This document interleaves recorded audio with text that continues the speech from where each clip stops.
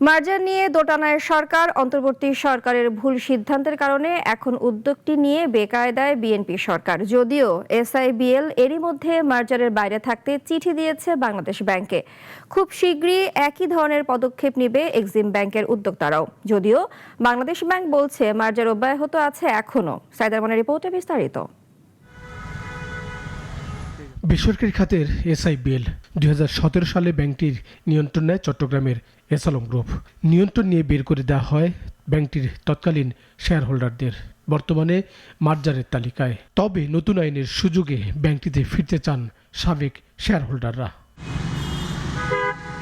শুরু থেকে মার্জারে যেতে আপত্তি করে আসছিল এক্সিম ব্যাংক, তবে গ্রাহক, শেয়ার হোল্ডার এবং আমানতকারীদের মত উপেক্ষা করে বল প্রয়োগ করে ব্যাংকটি আনা হয় মার্জারের আওতায়।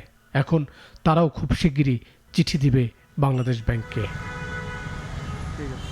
সূত্রগুলো বলছে মার্জার এখন নতুন সরকারের গলার কাটা। বিদায়ী অন্তর্বর্তী সরকারের গভর্নর ডক্টর আহসান এস মনসুরের একতরফা পদক্ষেপে এখন বেকায়দায় নতুন রাজনৈতিক সরকার। যদিও বাংলাদেশ ব্যাংক বলছে মার্জার এখনো অব্যাহত আছে। কেউ যদি মনে করেন যে আমরা 7.5% দিয়ে তারপর মালিকানা ফেরত আসতে চায়, সে কি পাবে? সে তো লাইবিলিটিসটাই তার মাথায় চলে আসবে, কারণ ওখানে তো আমানতের কোনো কোনো ক্ষেত্রে দ্বিগুণের চেয়েও বেশি হচ্ছে তার লাইবিলিটিস এই অ্যাসেটের তুলনায়। অর্থাৎ কেউ যদি আগ্রহী হয় যে আমি 7.5% ইনভেস্ট করে আমি ঋণের বোঝা আমি মাথায় চাপিয়ে নিতে রাজি আছি, ওয়েলকাম।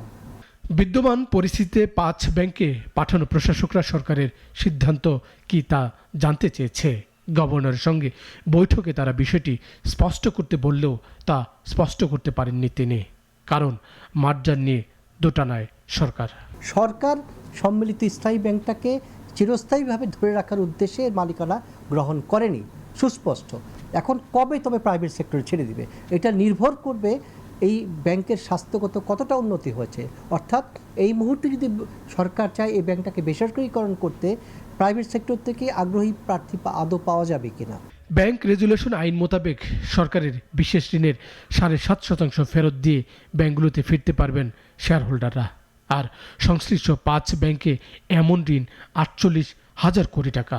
যদিও 7.5% তহবিল এত অল্প সময়ে ফেরত দেওয়া এসালমের বাইরে কোনো উদ্যোক্তার পক্ষেই অবাস্তব। সাইদ আরমান, নাগরিক, ঢাকা।